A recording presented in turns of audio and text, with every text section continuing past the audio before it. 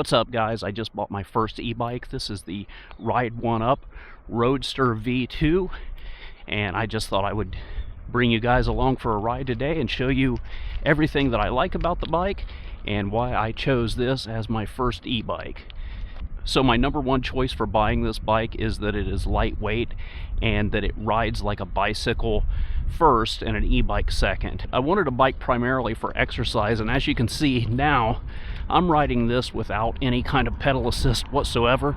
The bike's not even turned on, and it does make its way around pretty easy. I'm on pedal assist 1, and taking off definitely is a lot easier on pedal assist 1.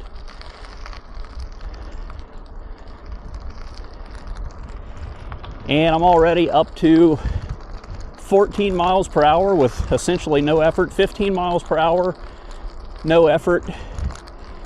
That's pedal assist 1. That is if the speedometer is to be trusted. All right, we're going to go up to pedal assist 2. Okay, we're up to 17, 18. Seems like about 18 miles per hour is all pedal assist 2 is going to do for us. Up to 3. 19. 20.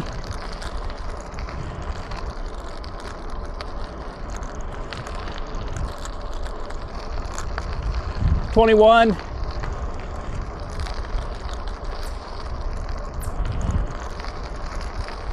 About 21 miles per hour, and I'm exerting about the same amount of force that I do under using like pedal assist 1, or excuse me, under no pedal assist at all.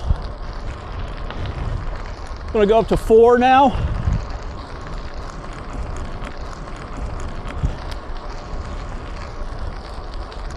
$22.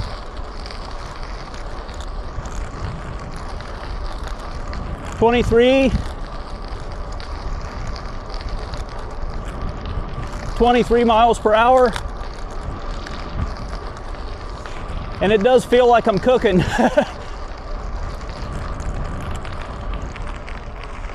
I'm on pedal assist 5 now, and with essentially no effort whatsoever, I'm up to 23.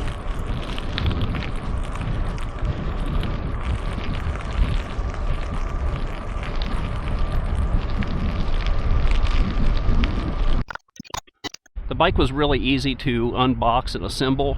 It was basically just putting on the front wheel, mounting the handlebars, and pumping up the tires, and it was good to go. So the brakes have been plenty powerful enough for the kind of riding that I do. They are the old style rim brakes, and they are adequate for stopping this lightweight bike, but that is in this kind of casual riding around town, just kind of puttering around. If you do any kind of like aggressive downhill riding, you may want to consider a different bike or upgrading the brakes on this bike. So with the control layout of this bike, and as lightweight as it is, and just the way everything just feels so intuitive, it is a real pleasure to ride. It feels like an extension of myself. It's odd. It feels like I'm gliding more than riding a bike, especially when you get into the higher pedal assist levels of the bike. But even on like pedal assist 2, it is just a breeze to ride and really comfortable and just fun to ride. Now, with that being said, I ride mostly on pavement and mostly on smooth pavement, and the seat is comfortable and has plenty of padding. The suspension of this bike is a single uniframe suspension. That is to say, there is no suspension. So, so when you go over rough terrain and hit bumps and things like that, it does jar you. So I'm going to invest in a suspension seat frame. I haven't done it yet, but it is definitely coming, because the more I own this bike, the more I want to ride it, and I'm riding like minimum 15 miles per day, sometimes 20, 30 miles per day. And after a couple weeks of riding every day like that, and sometimes on the more rough terrain, my back and my hips are really feeling it. And it's not that the seat doesn't offer enough padding, it's that there's no suspension in the bike, so every little bump and jar just rattles your bones every time. So it's a bit rough. This bike is belt drive. I've never owned a belt drive bike before. I really do like that. It's smooth, it's quiet, and practically zero maintenance.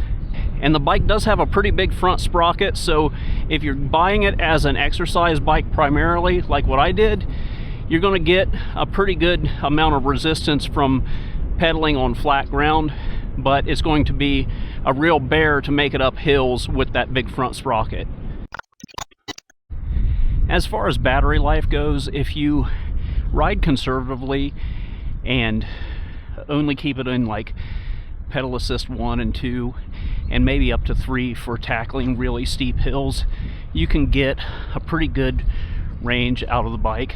I weigh 200 pounds, and riding that way I was able to get almost 22 miles out of the bike, one battery. But that is depleting the battery completely, which you're not actually supposed to do. I just did it as a stress test. You're really supposed to charge the battery once you fall down to like 1 bar, because it's a lithium ion battery. Now if you ride non-mindfully and just keep it on pedal assist 5 and ride as fast as you can, you're going to deplete the battery a lot faster. And in that kind of riding, I was able to get about a little under 12 miles out of a ride. But that was riding as wastefully as I could, as fast as I could, and just trying to get as much speed out of the ride as I could. The more conservative style riding with pedal assist 1 and 2, and occasionally going up to 3, is how I normally ride anyway. Like I'm in pedal assist 2 right now and doing just fine. I did buy the second battery, the additional battery add-on, and that battery does effectively double your range. I did 3 range tests of various styles of riding, and it's all pretty consistent. You can get around 12 miles per charge from the battery if you ride it on pedal assist 5 the entire time, but double that if you have the second battery, and you can get about 21, 22 miles out of conservative style riding, and double that if you have the second battery. Adding the second battery was not very difficult at all. There's a video on YouTube, I'll put a link in the description, to show you how to install that battery, but it is not difficult at all. One problem I had with installing the second battery is that it did rattle a bit when I first installed it, so I cut a piece of foam to put in between the battery and the mounting bracket just to stop that rattling. It doesn't affect the performance of the battery, but it does keep the battery from driving me nuts, because every little bump and rock that I would hit in the road would rattle that battery, and it was just driving me crazy. I couldn't take it. My biggest complaint with this bike is that it doesn't come with a kickstand, and I did go to the sporting goods store and pick up a third-party kickstand to put on this bike, but the way that kickstand mounts, there's no place for it, especially after adding the second battery, because there's a bracket in the way of putting the kickstand on, and after running the lines for the second battery where you would mount a conventional kickstand, there's just no room for it. I've looked into some options on Amazon, but I haven't pulled the trigger on ordering one yet. Once I find a kickstand that does work out for this bike, I'll put a link in the comments down below. And for anyone who's interested, you actually can remove the second battery and ride on just the internal battery. If, for say, like you wanted to leave the second battery at home charging, you can actually straight up remove the second battery and just rely on the built-in and have the second battery as a backup, or keep it in your backpack or whatever. I don't know why you would do that, but it's a possibility that does exist. Also of note here, the second battery does add a USB charging port for your phone if you would need it.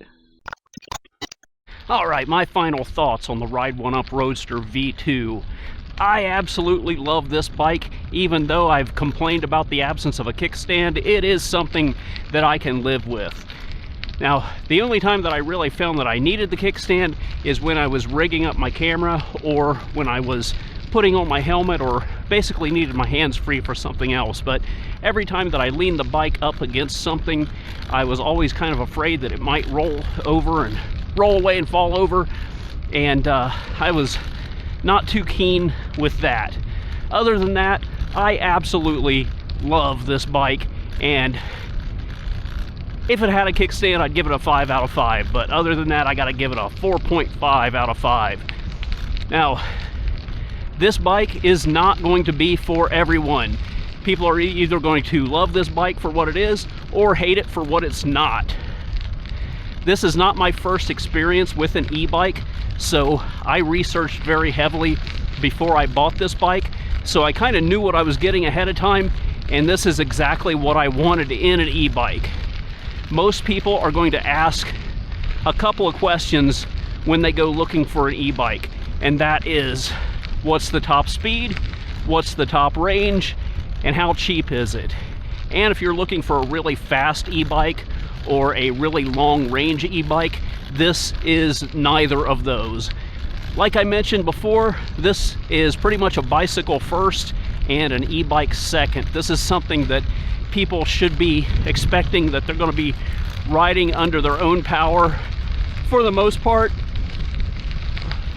with a little bit of assistance from the motor when they need it. This is not my first experience with an e-bike.